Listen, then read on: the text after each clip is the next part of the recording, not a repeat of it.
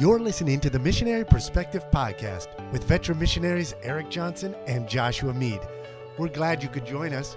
We trust this podcast will be both a blessing and a challenge as we relate topics in world evangelism from a missionary perspective.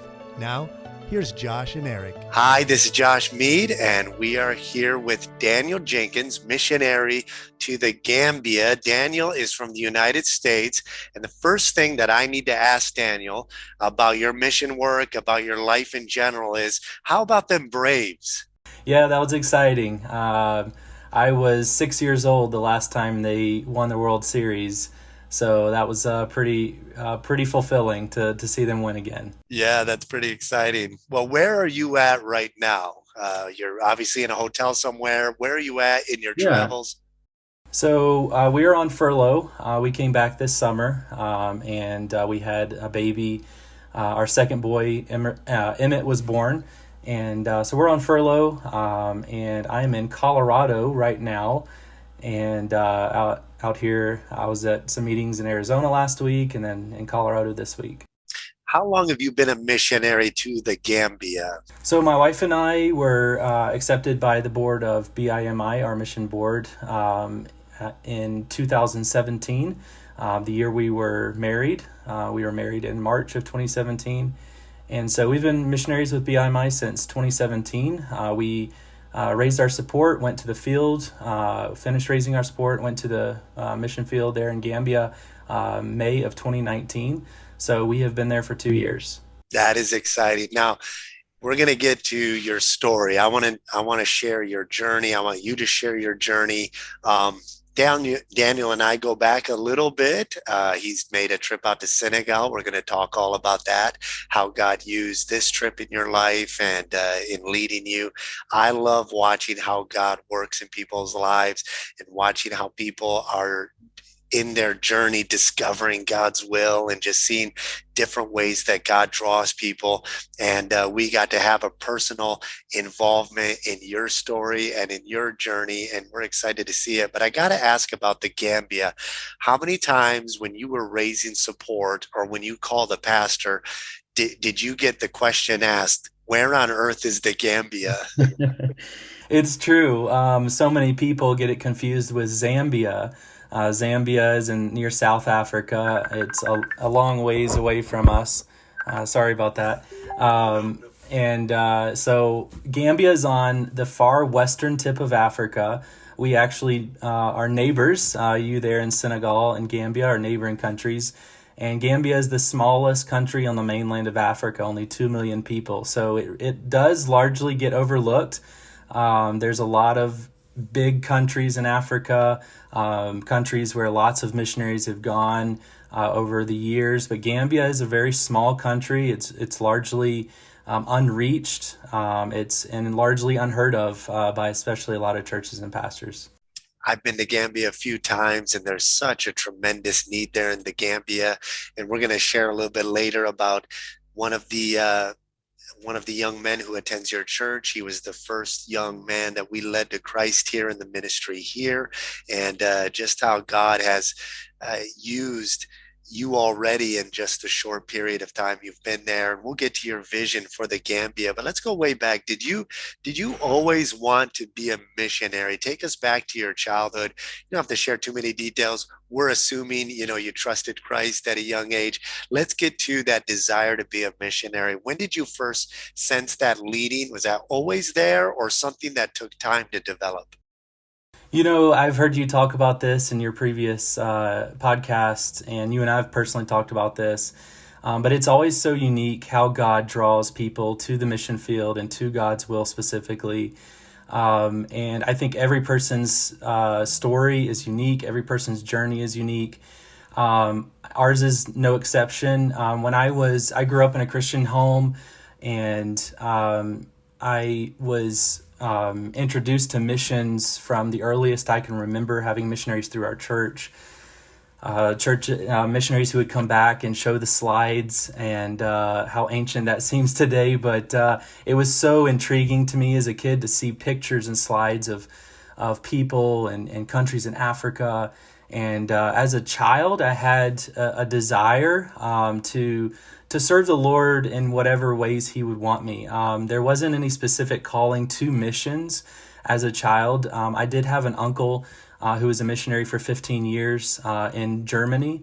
And my family, when I was about 12 years old, my family was able to go over there and spend about 2 weeks in Germany to be able to see missions, church planning, and that was very eye-opening for me, very helpful to see the mission field.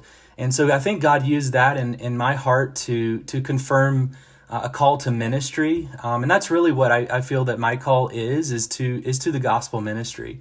I recognize that, throughout my lifetime, God may take me to different places of ministry at different times of my life. And so my calling is to the ministry, and specifically right now is Gambia, West Africa. And, God began that work in my life through college, also took missions trips in high school. I just wanted to serve the Lord as a teenager. I had good friends, a good church that loved me, that youth pastors that loved me and just shepherded me in the right direction. Parents and grandparents also who did the same in my life. And so through missions trips, had an opportunity to serve on vacation Bible school missions trips, as well as construction missions trips. And I think we'll get to that a little bit, just in how after college I worked in construction and then took missions trips. So you always really had a heart for missions. You wanted to be involved in mission ministry in some sense.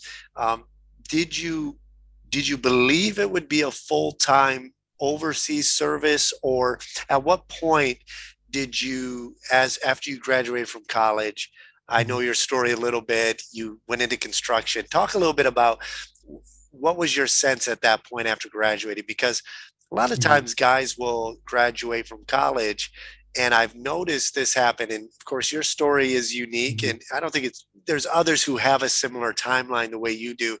But there's some guys who they have a heart for missions, they graduate, but then they get maybe sidetracked, or they don't have a sense of where they're going to go yet. And so they plug into another occupation, they plug into another avenue, and that mission desire kind of fades off into the background.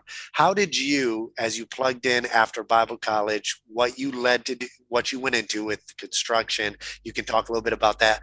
How did you continue to cultivate that heart for missions? Did it go to the wayside, or did you always keep that at the forefront? Because we're going to get to the future a few years down the road when you do surrender to full-time missions.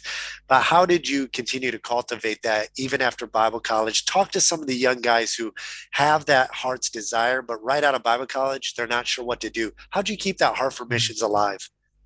Yeah, so it really started back in high school, as I said, when I took missions trips, and it really just built on itself, God's calling in my life. I always had a desire from high school and maybe earlier to be in full-time ministry. Both of my grandfathers were independent Baptist pastors, and I grew up in that culture of serving the Lord full-time. Both of my parents were very involved in church. And so as a young person, I knew the Lord was pulling at my heart to serve full-time. And when I went to college, I graduated. I was a ministry major in college. I knew the Lord had ministry for me, but God never, during that whole time, and I even took missions trips to different parts of the U.S. as well as international trips, and God never gave me peace about, or never clearly gave me a direction to a specific country or people group until I went to West Africa. I had been on at least 3 or 4 missions trips before coming to Senegal in 2015.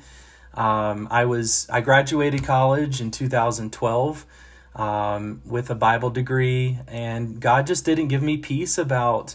He didn't give me any clear path. I had friends who were going to work as youth pastors, assistant pastors, right out of college. But for me, even though I knew God wanted me in ministry, I just kind of accepted the fact that may be in the future. And so my brother-in-law was working in construction at the time in Georgia, back where I grew up. And so I moved back there and worked with my brother-in-law in construction for the next 5 years. And I loved construction. God was blessing. But during that time, I took mission trips. And I think that was really what helped me. And that was obviously God's plan and providence, to continually keep missions before me. But had I not been faithful to church, had I not been faithful to God's calling to go on missions trips when he prompted me, or when the Spirit prompted me, I may not be a missionary today. I may not have ever met my wife. All of those things that God had in plan, if I hadn't been obedient in the moment. And that was really what I saw. And look, I'm not anyone special. I'm just a sinner. And but God worked in incredible ways to keep me faithful, and to keep me on track for what his plans were. And I went into construction for those 5 years, but during that time, I took construction missions trips, and I went on a trip to Senegal in 2015. I believe it was February of 2015. You guys were building your church building at that time. I had no thoughts in the world, honestly, as I'm speaking to you here now, of being a missionary in West Africa. I went on that trip to use construction, the skills, the abilities that I was learning, to be a blessing to missionaries. And the Bible verse says, your eye affects your heart, and mine sure was. My heart was affected. My eyes were opened to the needs, to the harvest fields, and just the Lord directed through that construction trip. I actually went back several times to help continue the construction there of your church building. And, and God just confirmed during that time that he wanted me as a missionary there. And I met Usman, who you led to the Lord, actually, one of your first people there in Senegal that you had led to the Lord, from Gambia. A young man from a completely Muslim background. All of his family and village is completely Muslim, no Christians at all. And just hearing his testimony, how he came to know the Lord, hearing his burden for Gambia, God just made it abundantly clear that how could I not get involved? How could I not be the one that would answer the call of God to reach people like him and his family? That's amazing. I love, and let's get to that. We'll talk a little more about the details of that trip to Senegal. One thing I've observed from getting to know you is that, and there's some humorous, anecdotes we could share here about some of our experiences even together. But one thing I've learned about you, getting to know you, is when you're ready to make a decision, you make a decision and you go all in. That's just, Daniel's a guy, like if he knows what he wants, he's going all the way in. And that's why I think your story is so important, of the time it took from the time you graduated and just patiently waiting on the Lord. My story is opposite. I'm not one to just jump in and do something, but I've always known what I'm doing and where I'm going from a young age. God revealed I'm going to Africa when I was 13. I knew what Bible college I'd go to by the time I was 15. I knew what country I was going to when I was, a freshman in college, and just everything seemed, I even knew I was going to marry Julie before I met her. And that's a whole nother story for another podcast. But the point is, your personality is just gung-ho. Like you're going to jump in once you know what you want to do. But it took you a little bit longer. And I think, waiting on the Lord and him cultivating that patience, I think better prepared you for this ministry that he's called you to. Now, you came to Senegal and you were a great blessing. Daniel just dove right into the work like he had done this a million times. We love hosting teams. We have as many people in as we can. We love getting exposure of our field to anybody that will come and see it. But one of our purposes and desires on these trips is to try to influence people who God might call to be a missionary. Now, when I first came to Senegal, I was not only praying that God would send us more laborers, but I was praying that God would also send laborers to Gambia. Gambia is very similar to Senegal.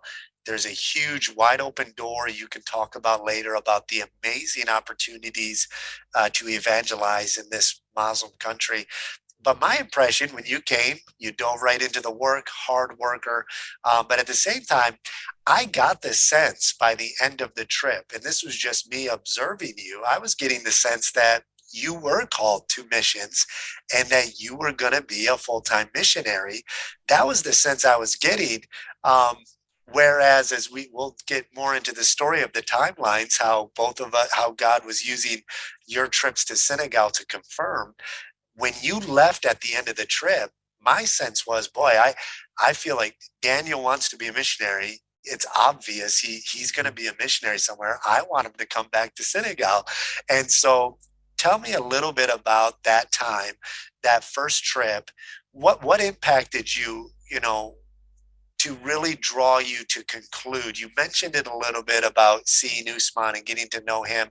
Go a little deeper into that, because bring us to the end of that trip and then tell us when you went home, what kind of fleece did you throw out to the Lord to try to confirm what God was doing in your heart? So kind of get a little more in depth into some of what God was doing through getting to know Usman and seeing the ministry here, and then bring us to that after you went back home. What did you tell the Lord?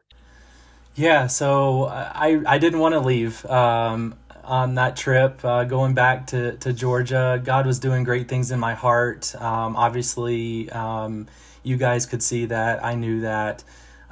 It was just exciting to be there and to see the work of the Lord going forward in a predominantly Islamic country where there's very few gospel witness, gospel preaching churches. And that really affected me. And I had been to other places in the world where there were churches, where there were missionaries who had been there many years and had, people in those countries and those states of the U.S. had many churches to go to. And it wasn't until I went to Senegal that I saw, that these are people that don't have the truth. And I grew up with that. I grew up in a Christian home. I am multi-generations removed from, my grandparents and great-grandparents were believers. And these are people in West Africa who don't have that heritage. They don't have the truth. They have religion, but they don't have the relationship that they need with Christ. And the temptation was real to go back into my job, making money. I was single at the time, just putting money in savings so I could take trips and kind of have the freedom to do what I wanted to do when I wanted to do it. So certainly Satan would have loved to have gotten in there and gotten me way off track and get me settled.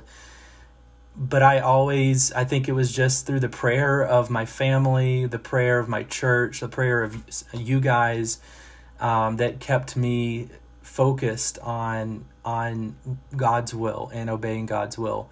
I did go back, and talking about the fleece, I went back, and the first trip that I took, I had volunteered. I knew Phil and Susan Smith with Claim Ministries, and they were the ones who took the trip over in 2015 to help you guys with the construction, and that's the trip that I joined with them. But when I went back, I told the Lord, I said, Lord, I want to know this is of you, and I don't want to force the will of God or the hand of God. And so I said, Lord, you know my heart. I want to go back, and I want to help construction. I want to be there and help in the ministry in Senegal. And I prayed specifically that the Lord would put that burden on you guys as well, for me not just want to say, hey, I want to come back and try to, put it in your guys' courts to feel obligated to say, yeah, come back and visit us anytime. I wanted to actually see that the Lord was in this, that you guys wanted me to come. And that was almost a confirmation for me in my heart to know this is bigger than me. God's in this. He's leading, he's drawing me to this region of the world. So that's really how God worked. And he made that clear. I think I got an email from you a few months later. I was like, hey, hope you're doing well. Something along the lines of, we'd love to have you come back here. We've got another team coming. And I was like, okay, Lord, this is your answer. And I joined that group, I think was from your sending church.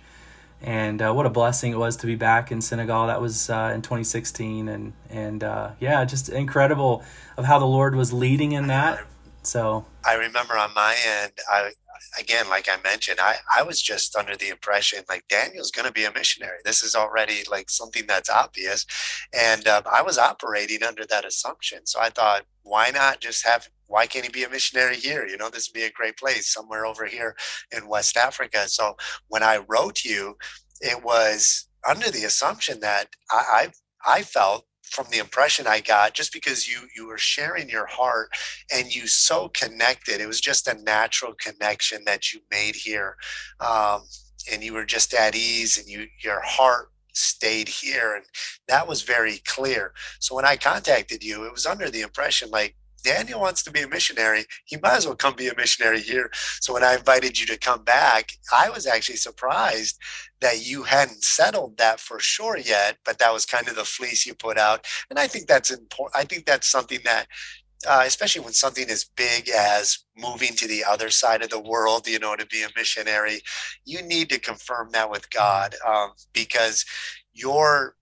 feelings, even your heart for a place, that's not going to sustain you in the long run. You have to, at the end of the day, know that it's God calling you to this place of service. And so, I remember you came, and even, I don't know, was it one or two, maybe a week into it or so, when you let everybody know that we had a meeting afterward. We kind of did a debriefing every night. You want to share a little bit about that? Because I was Yeah, I'd surprised love to. when you shared that night, what you shared that night, and you could share.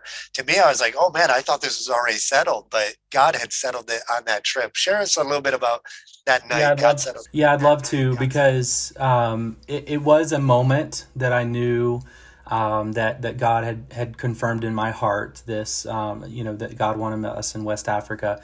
But also God used his word. And I know in God calling you to the mission field, and many missionaries have this as well, where God uses specific Bible passage or a scripture or a story within the Bible to confirm that as well. But I'll share the moment, and then I'll share the Bible passage. The moment that I knew, we were up on your roof, actually, of the church building. I was just looking over the city of Saint Louis, Senegal, northern part of Senegal, close to Mauritania, which is a completely closed country, Muslim. And we're hearing the call of prayer to go out. And we just stood up there in a circle with our group and prayed. And it was so moving in my heart. And I don't want to sound mystical. I don't want to, it wasn't an emotional experience. This was the Holy Spirit moving in my heart to confirm these are the people I need to reach. I mean, the call of prayer was going out, and these people are, so much like Pharisees. They're working their way to heaven, just and live empty lives. And God just confirmed it in my heart that this is the people that I need to reach, and this is where God had me. And so that was the moment when we were up on that roof of your building, flat roof, looking out over the city at night, I believe it was, and just God confirmed that. But also God used specifically John chapter 4, I believe, where Jesus is calling some of his first disciples. And he went to them and he said, come and follow me, I'll make you fishers of men. And that phrase, the verse immediately following that, it says that they straightway left and followed him. They left their nets. And I think of even Matthew, the tax collector. He left all and followed Christ. For me, that was what God wanted me to do. I was working in construction. It was hard. My wife also, her testimony is, she was a veterinary technician for 8 years after college. So both of us were in careers. And for us to follow this calling of God into missions was a big step of faith. And so we really saw that this was something for us that we had to straightway leave everything and follow Christ, to do immediately what he had us to do. Because otherwise we could have settled, we could have made excuses, and then Satan could have really gotten us just completely out of God's will and settled for second best. And so I'm so glad that God did that in my heart, in my life, when I was there during that trip, to confirm that, and then also to use his word to confirm that in my life, to just to give me confidence in the decision and choice that I was making, that this is what God wanted me to do. I remember when you shared with the group, with the team, either that same night or the next night, you shared with us and just poured out your heart. And I remember when you said this trip, God has confirmed to me that he wants me to be a missionary. And I went, yes, he's going to be a missionary. And then you said in Gambia. And I went, okay, we'll take it. We'll take it. You know, we need people here in Senegal, but hey, I've been praying for somebody to go to Gambia. And we were so excited to hear that. Now, you were single at the time. And when you take these construction trips, all right, usually, correct me if I'm wrong, is it most of the time people who go on those trips are either single guys who have the means to go on the trip because they're, not married, or I won't say old couples, but I'll say more established couples with that kind of sound more accurate. I mean, obviously you're going to Yes. get different range, but that seems to be the common that I found. It's either young single guys and then established couple. We'll just say It's established couples. true. It's not the place to meet young ladies. It's definitely Exactly. But you're going on these trips with established couples, and a lot of times the wives are going to try to hook up the single guys on these trips with girls that they know. And I remember this was the case with ladies from our home church, our sending church. I think Julie told me, because I wasn't there, but they were kind of showing pictures or maybe talking to you about some of the single available girls at our home church, Fostoria Baptist, and maybe going through Facebook, showing you different photos. And you were disinterested. You probably got that a lot, right? And you're like, yeah. Well, then Julie, okay, and correct me if I'm wrong. Maybe I'm exaggerating, but Julie said, "Well, I'll tell you what, Daniel, I've got somebody I'd like to show you a picture of." And so she went and got on her Facebook. She pulled up a picture of a friend of ours. Julie grew up in the same province in Nova Scotia, and Sarah had attended, I think, just 1 year at the same Bible college we went to. But Julie knew this family. They're also a supporting church, the church that Sarah was attending. And so Julie showed you a picture of Sarah. And I think she told me your reaction was your jaw dropped and you started drooling, and immediately you were starstruck. Tell us a little bit about that moment, and kind of, I'll share one more story with that. But this was the beginning of your journey with you and Sarah. Tell us a little bit about that. well, that might be a little bit of an exaggeration, but no, it was pretty close. But I always say missions trips are a dangerous thing because you never know. You might be introduced to your wife on a missions trip. But yeah, it's just incredible. I think Julie was on a mission. She has done this a few times, I believe, where she's set up couples. And no, I did not, and I'm honest before God that I did not go on a mission trip to meet a girl. But it just so happened that when the right person is introduced to me, my ears perk up. So yes, And I'll so tell you about Daniel's go get 'em spirit, because when Daniel knows what he wants, and this is such an important characteristic. I know this is why God's led you to Senegal, or to Gambia, because you have to have that spirit of pioneering, that I know what God wants me to do and I'm going to do it. But with Sarah, I remember Julie later contacted Sarah that evening and said, "Hey, Sarah, I just wanted to give you a heads up, but I gave your information to a young man here who's a single young man on a trip."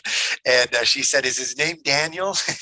I guess you had already contacted her. I mean, that's working quick, man. And but I tell wasn't us, going to mess around. I wasn't that's going to right. wait. You That's know, right.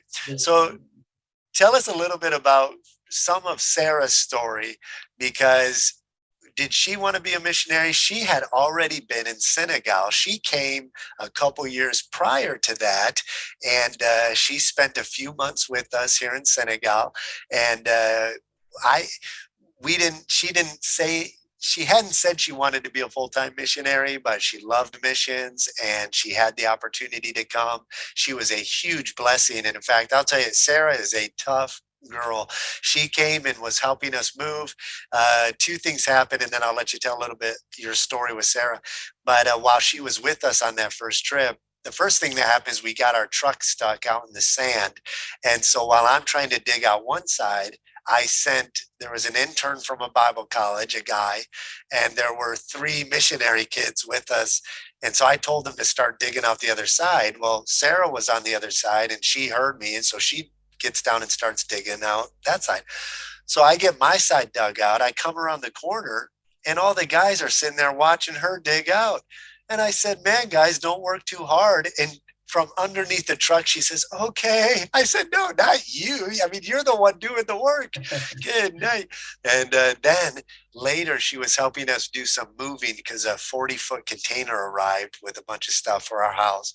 And she was putting something on a shelf and she fell off a chair. And she was hobbling around, but I mean, she didn't really complain about it. She didn't tell us until she went home.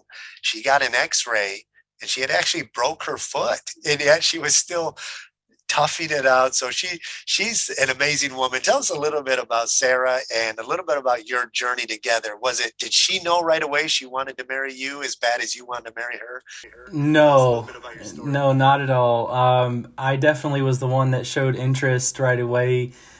We talked long distance for several months before meeting, and Sarah's story is very similar to mine. I grew up in a Christian home, a great church there in Nova Scotia, Canada.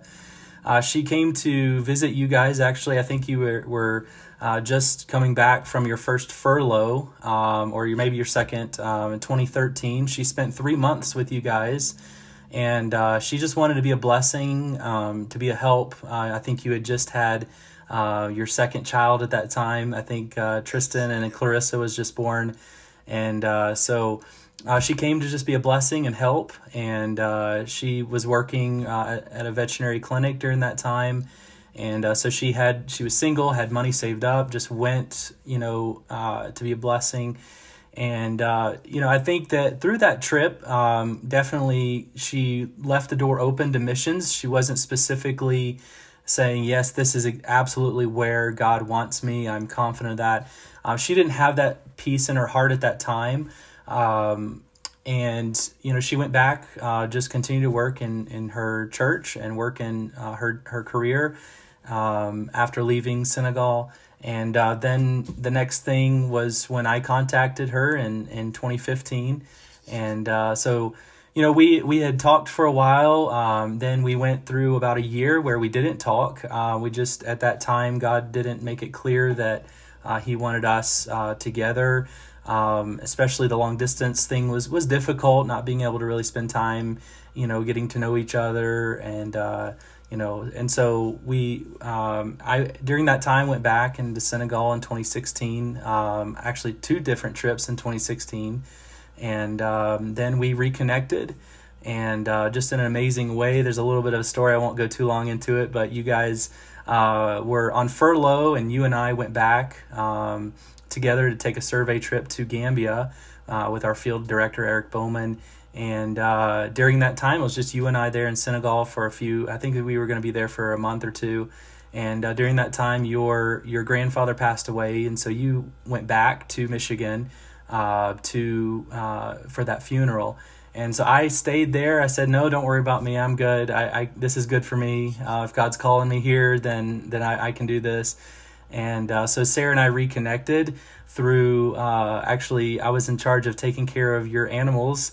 And so I knew that she was a veterinarian and worked at a clinic. And so your dogs got sick during that time. And the only veterinarian I knew was Sarah. And so I messaged her. And let's lead up to that because you guys hadn't chatted for a while, right? And it had been a while. But she had just gone on a missions trip to St. Lucia. Am I correct? She had gone to St. Lucia. And during that trip, God would confirmed in her heart, calling in her life. And I think it was on this, when you contacted her, that she confirmed that to you. Because I remember you telling me when I got back. So what was it that God was doing in her life and then it led to you contacting her? What did she tell you when you contacted her? Yeah, so her brother was a missionary in St. Lucia. Greg and Amanda Little were there in St. Lucia, and she went to visit them, and God confirmed in her life, separately from me, about missions. And then I think it was just a few months later that I contacted her with with a need of, hey, what do I do? What medicines? What should I ask for? And so we reconnected through that. And I don't know, I knew she always had a soft spot for animals, so that was my foot in the door, I guess, back into the relationship. And so pretty cool story. But yeah, God had confirmed that in her life. And then I think for her, she had told her mom that, if Daniel contacted me again, I think we would start talking again. So she had kind of had that attitude. And then I think it was as she was telling her mom this and just sharing her heart with her mom about God's calling in her life, and then, just a relationship with Daniel again, possibly with me. And her phone rang, or her phone was, I think I sent her a message, and she showed her mom the phone and said, look who it is. So it was like, okay, Lord, this is, this is you. And so I guess the rest is history, because during that second time, God made it clear. We did talk long distance for a while, but then we visited each other's families through an extended time. We spent a month with each other, and that was really good to confirm that God wanted us together as a couple, and then also to confirm, God's calling together to the country of Gambia. So What does that tell you about God's working in your life? Because if you step back and look at it from just the human logic, it just doesn't make sense. You contact her and then you part ways, and then for no reason at all, except that she's the only person with animal experience, veterinarian, you call her right at the right right. moment. What does that tell you about God's working and his oversight in this calling of yours to go to Gambia? Yeah, so probably for those who are listening, you're probably laughing, and you're probably like just confused, as we are, about this whole story. But it really is true. We don't know the plans of God. We don't know tomorrow. We don't know what God is doing. He only reveals a little bit at a time. And that's really what we saw as we look back, hindsight, to see God's providence and God's plan for us. We could have never imagined that God would work in the ways He did. And it really is just amazing at how God works. And it does confuse us. We try to plan our life. We try to make wise decisions. We try to figure everything out on our own, but really God is the one who makes it clear in His timing. He doesn't always give us multiple steps ahead. Sometimes it's just that first step of faith that we have to prove and to show and to obey, and that then God gives us the next step and the next step. So you guys get married and you make a trip together. Now, was that during deputation that you both came out so she could visit the Gambia? Because we took a trip with Sarah. You had already been to Gambia once or twice, individually. And then you came back, yep, twice. And then you came back and planned this trip with Sarah. And at that time, Sarah was expecting. And we're going to get a little bit into this story, and we'll probably finish, with this. And then you can talk a little bit about where you're at in Gambia, what the Lord's doing. But I think this story I think it'll encourage missionaries going through difficulties, especially a lot of missionaries on their first term. We just did a podcast, it's coming out soon, about culture shock and facing difficulties on the field during your first term. Now, since we've been on the field, my wife and I, there's maybe 3 events that I can remember that I've experienced that were traumatic, that were even beyond culture shock. It was stress, it was an emotional, it was a draining, it was a traumatic experience. And one of those top 3 experiences was an experience we had. It was more with you guys and what you experienced, but we were there with you. Let's talk a little bit about that. You guys came on a trip, we went to Gambia, and then we were coming back up here. Sarah was expecting, but having a little bit of difficulties. I'm going to let you share a little bit about that. And then I want to share about how God was in control of the whole situation from the beginning, and how you share your side of what happened. And then I want to go back to a month before you even came on that trip, what God did, and just it was a traumatic story, but it was a story of God's grace that when I tell other missionaries this story, their response is, I can't believe they're still on the field. I can't believe they're still going. That's a testimony to God's grace. And so why don't you share a little bit about what events led up to that night, that traumatic experience? Yeah, so we got married in March of 2017, and we started deputation, raising our support 3 months later in the summer of 2017. And we were on deputation, raising support. We had just great meetings, but we had scheduled a survey trip together as a married couple. I believe it was November of 2017. We were expecting. My wife was 12 weeks along at the time, and had shown no symptoms of miscarriage at all. No complications going into the trip to Senegal. We booked our tickets. We landed in Senegal, and I think we were there for a few days in the capital city, Dakar. And my wife just experienced some complications. Went to a doctor there in Dakar, and it was confirmed that she had had a miscarriage. And there was no concern at that point that she would have any complications with going through the miscarriage. So we continued on with our trip. Actually, I believe it was the next day up to Saint Louis. Yeah, and I'll just add, we don't have that great of medical care in our city. If there's a major medical procedure, we drive to the capital. We don't have the best care here. So I was very concerned that there would be no complications, and the doctor assured us that everything would be fine. And she did give us a phone number of a doctor she trusted up here, but I didn't know who he was. I had never connected with him. So I'll just give that caveat that I was concerned, having lived here, knowing that if anything gets complicated, it's a 4-hour drive, because I would not want to take her to the hospital here. And Mhm. so the doctor was pretty confident that no, there'll be no issue. Everything will be okay. And so, yes, we made our way up here to San Luis, and I continue. Yeah, so she was early enough along at 12 weeks that doctor felt like she would have no problem going through the miscarriage over the next few days. We had planned, I believe, 2 weeks there. And so our plan was to go up to Senegal, spend about a week up there, up in San Luis, up with you guys for a week with your church, and then go down into Gambia for a few days for a survey trip down there and to visit Usman and his family and village. And so we were up in San Luis with you guys, and my wife started going, through the process of miscarriage. And we were all downstairs in your house. My wife was upstairs, and I won't go into too much detail, but just had passed out in the bathroom, unknown to us, and she had basically was unconscious. And there I don't want to go into too much detail, but just it was a bad situation, and we had heard her cry out from downstairs. All of us ran and found her up there, and it was traumatic. It was shocking.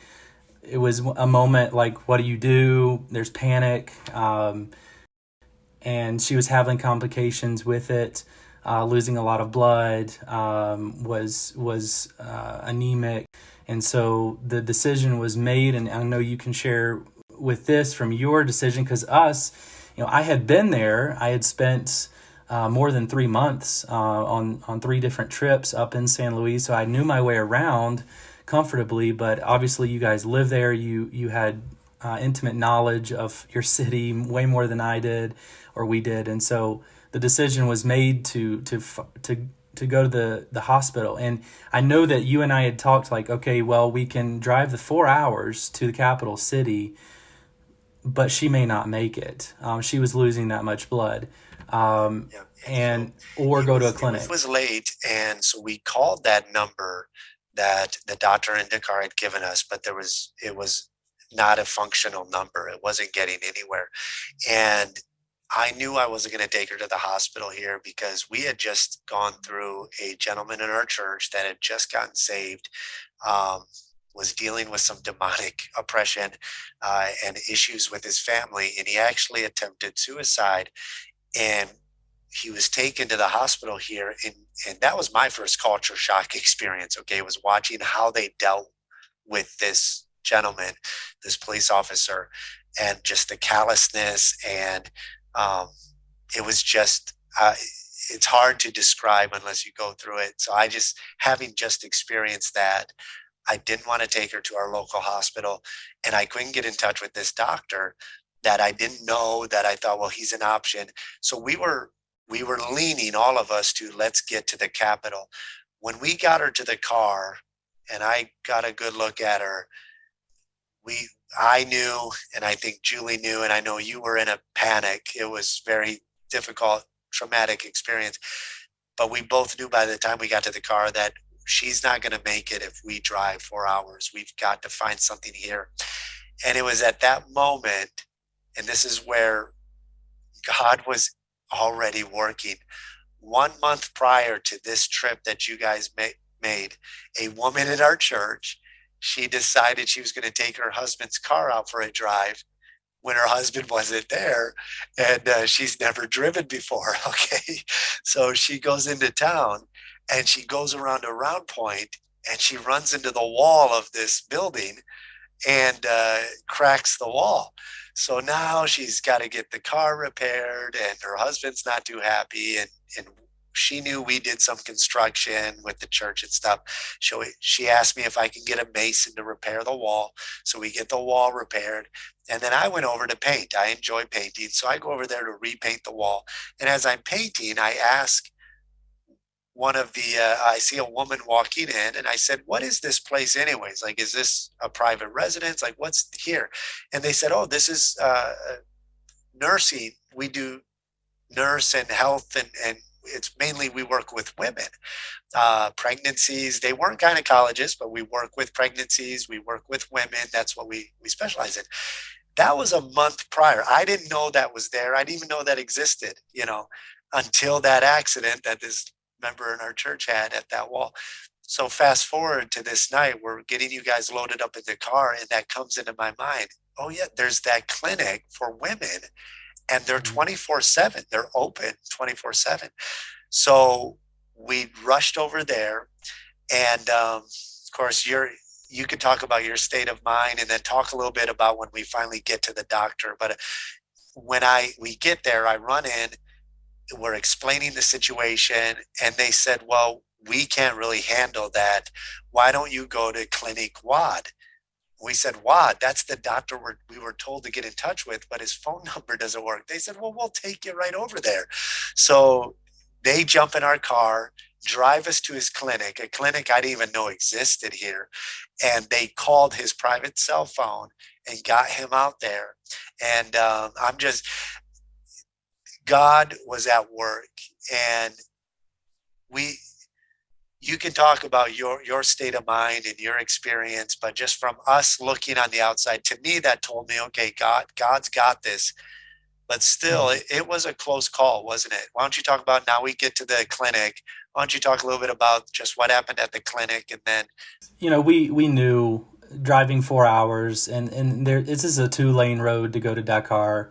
It's dangerous, especially at night, and we would be doing high speeds, and it just would not have been a good situation, and she may not have even made it by the time we got to Dakar. It was the middle of the night by this time, and so we found that clinic. I think we actually just were down the road from it at another little hole-in-the-wall clinic, trying to find this place of Dr. Wad. And, they directed us there. She went inside. We got her on a gurney, had blood stains of a prior patient on there. I mean, this is the type of cleanliness level that we're talking about. And this is why as missionaries in West Africa, the hospital situations are just not the greatest. And we got her in there. They were able to treat her. They were able to do a DNC procedure there. She had no pain medication for that at all. She had 2 blood transfusions as well. My wife, I found out actually during this time, we both are the same blood type. And so I was able to give blood. And just an amazing providence of God. And it was very traumatic. It was very confusing. We are as a young married couple on deputation, taking a survey trip for the first time as a married couple, going, to visit the mission field that God's called us to. And this traumatic event happens, that I nearly lose my wife, that I just had gotten married to. And, the peace of God, it passes all understanding. We don't always understand the mind of God, the plan of God, the will of God. But during that time, I know that you guys were right there every step of the way for us. God gave us a great special relationship and friendship with you guys. And I think it's definitely drawn us closer together, even though we work in separate countries, neighboring countries. But it was just amazing to sit back and to see God just save our life. And the prayers of God's people too. I want to mention that. Just, when churches are praying and missionaries ask you to pray, for many, many churches and many people, even our families, did not know this was going on. But yet churches and Christians were faithful to pray for us, for their missionaries. And those prayers are not unheard. It's not in vain, because God, He's working, and even when we don't see it. And so it was traumatic. We went through with the rest of our survey trip and had a great time. It was just, we had made so many memories on that trip. My wife and I really, and I'll just share this just for a minute, but my wife and I we knew God had called us to Gambia. And I think our mindset was, why would we ever let a situation like this distract us from the will of God? We know God's will. We know what He's called us to do. And everything came to our mind, the sufferings of Paul, the sufferings of Christ, the words of Jesus and of Paul. And I think of Psalm 37 is my favorite passage. There's so many great verses in there where it just admonishes us to, the steps of a good man are ordered by the Lord, and he delighteth in his way. Though he fall, he shall not be utterly cast down, for the Lord upholdeth him with his hand. God upheld us with His hand. He just providentially took the reins, so to speak, and guided the situation. And we went back and continued on deputation. We shared that story a few times. We didn't make a huge deal of it, because we had a mission to do. God had called us to reach a country of Gambia, and that was our heartbeat. And we really wanted to do that. God's blessed us with two wonderful boys since. We have a 2-year-old Emerson, and Emmett was just born almost 9 weeks ago.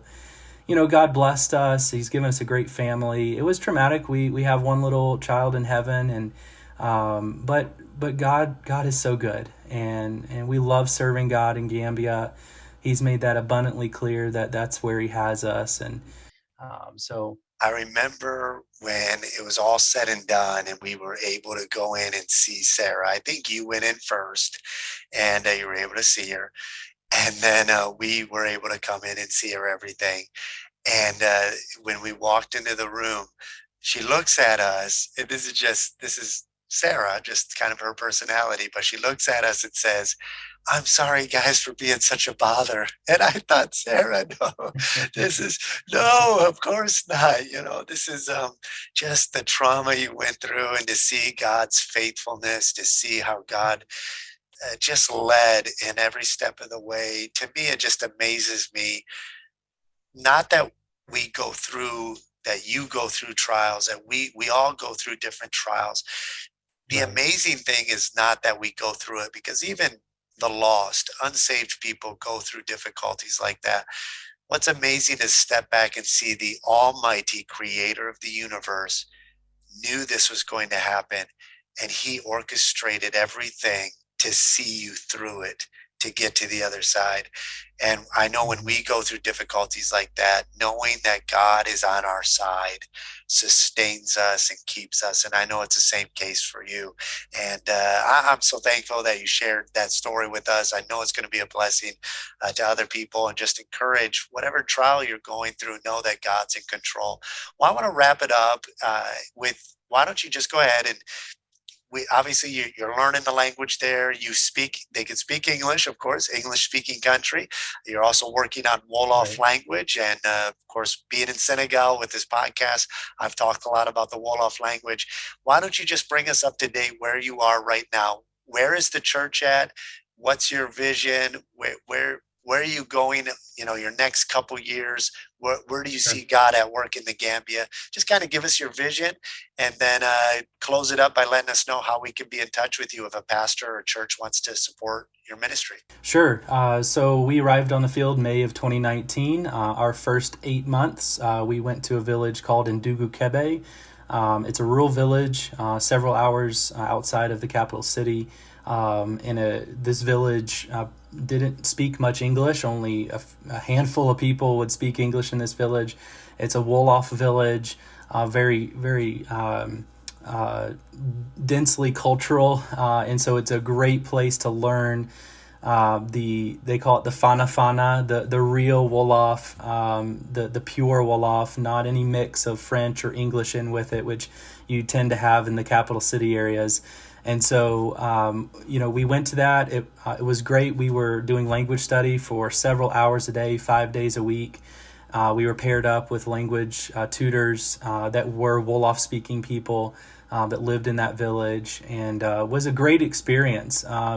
We learned so much during that time. We're not fluent in Wolof, but we can comfortably converse and ask questions and respond to questions of people. We can greet. We can share some things about the Bible. We can sing gospel songs in Wolof. So God really helped us during that time. It was very much of a learning. I know you guys just had a podcast about deputation and language learning and how valuable that is. That was definitely our testimony. It was a valuable time, a great time of learning. We didn't do hardly any ministry during that time, other than we had people in the village that we got to know and be friends with, as well as a few of the surrounding villages that we knew some people that lived there.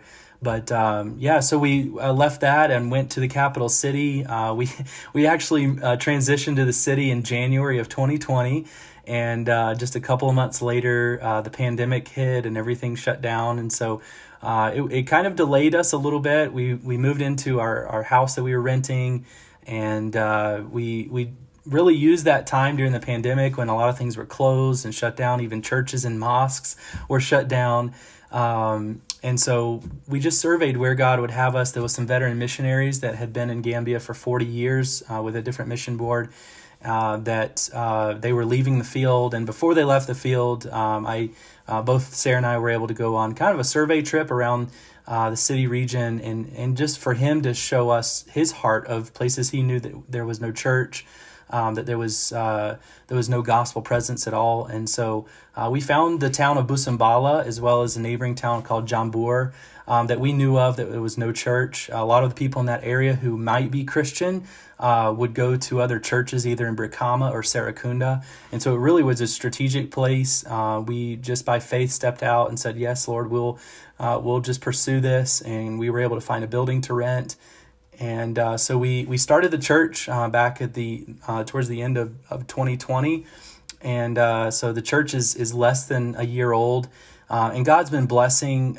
We have, on average, between 5 and 10 people come every Sunday. We have a Friday Bible study as well. Friday is a Muslim holy day where everything shuts down about 2:00 in the afternoon. And so we have a Bible study for Christians in our community to come and be involved in reading and studying the Bible and discussing the Bible. And then we have a church service on Sunday, and God's been blessing. We've purchased property as well, just about 2-minute walk from the building that we're renting in Busambala, and we're getting ready to start construction there next year. And so we're really excited about what the Lord's doing. We have partners in the ministry. God's blessed us with other capable Christian people who are in our church, and God's also given us people who have a lot of needs, even some unsaved people who come. And so it is a great ministry. In so many ways, I feel so inadequate. But God's grace is sufficient, and God's blessing, God's moving and providing every step of the way. And we're just excited to see a church started in Gambia. There's very few churches. It's 95% Muslim, and we don't know how much time we have left to reach this country with the gospel. And we're just so thankful that, there's no persecution there. It's remarkable. I know you and I have talked about this, that there's still Muslim countries like Senegal and Gambia that are predominantly Muslim, and yet we can live there. We can preach the gospel without any fear of being kicked out of the country. And what a blessing that is. What an open door and a time we have to reach people. We don't know how much time we have, but we're thankful for the opportunity we have to herald the gospel where God's called us. Yeah, it's such an amazing opportunity in the Gambia. I know one of the veteran missionaries there was sharing with us the opportunity they had to even teach English in public schools, which again, they're not Muslim schools, but they're run all by Islamic leadership because everybody there is basically Right. Muslim. So you're basically a public Muslim school that they were able to go into and teach English and use the Bible as their curriculum. And they were sharing with us on our first survey trip that even once you build up an English club of students to about 35, the government will pay a salary to whoever teaches and that class. And so they were training some of their young ladies in their church to do teaching English as a second language, teaching English, and they were using the Bible as a curriculum in these schools. Just an amazing opportunity. And there's so many opportunities like that in the Gambia. Everywhere needs laborers, but some places I think they just need more laborers than others, and Gambia is one of those places. Such incredible opportunities. I want people to know more about the Gambia. So how did they learn more about your ministry? How do we get in touch with you? How can we learn more about your ministry? If somebody wants to take a trip to visit Gambia, or if they want to get involved in supporting your ministry, what's the best way to get in touch with you guys? Yeah, we are on social media, Facebook. You can find us Jenkins, the number 2, West Africa. So Jenkins 2 West Africa. We have a page on Facebook. You can go on there, like us. We will put updates on there. You also can send me an email, missionarydanieljenkins@gmail.com. That's missionarydanieljenkins@gmail.com. So send me an email. I'd love to communicate with you. And we also, you can find us on our BIMI website, BIMI.com, and you can go there and find us under Africa, and our name's Daniel and Sarah Jenkins in the Gambia.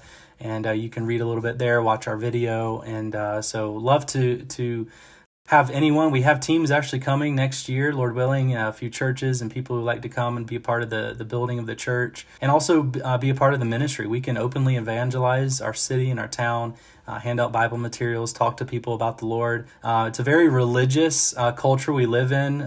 Religion is talked about in daily conversation, God, and so it comes up all the time. And so gospel conversation, people can come and be involved in ministry as well as in construction of our church. And it's an exciting time to serve the Lord, and we're just so blessed that God's using us there. It's very similar with Gambia and Senegal, where people get intimidated when they hear Islamic evangelism. But I'll tell you what, there's no easier place to do evangelism in sharing the gospel than in an Islamic country like Senegal or Gambia, because people are open. They love talking about religion, and there's so many opportunities. Now, seeing people saved and discipled, that's a different story. We don't have time to get into that.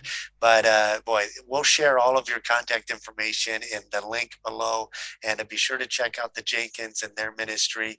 Take a trip to the Gambia, support their ministry, and get on board. If anything, add them to your prayer list, and pray for their ministry there in the Gambia. Pray for laborers for the country of Gambia.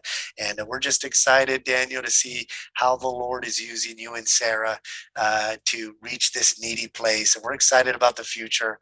We've got a trip planned for next summer, Lord willing. We want to come down and do a big evangelistic outreach program with our church, partnering with your church. And we're just excited about what the Lord is doing. Thank you so much, Daniel, for coming on the podcast and doing this interview with us. Thank you for listening. If you have time, be sure to share this interview with somebody who would be encouraged by it, and like the podcast, share the podcast, and leave a 5-star review. That helps us in the ratings so more people can get the word out and finding out about our podcast, The Missionary Perspective. Well, I appreciate it, Daniel. Have a great day, and God bless.